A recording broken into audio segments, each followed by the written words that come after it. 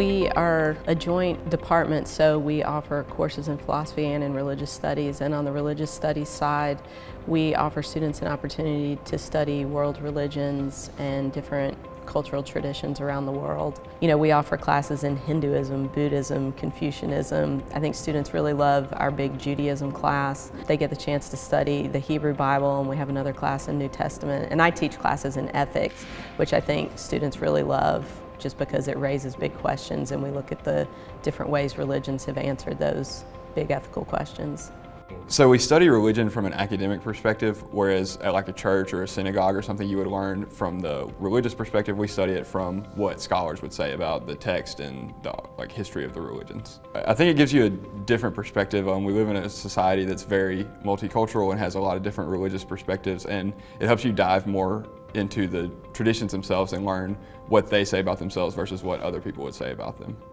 As philosophers, we try to teach students how to analyze their beliefs in a variety of ways. And part of this is learning the basic history and traditions of their beliefs, so most of what's in current culture has been proposed by a philosopher at some point in time in history. People often find that they have questions that they didn't know that they could ask. It's like, what would it mean for the universe to be infinite? Or can we really limit what is possible by what we can conceive?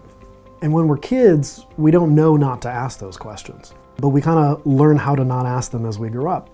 Philosophy gives us the chance to ask those questions that are the foundations of everything else we do.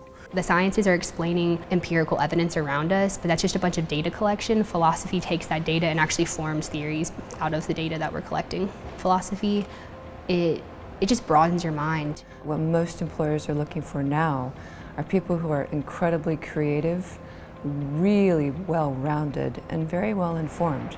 They've got a strong capacity to think outside the box. And these are all the things that philosophy teaches in spades.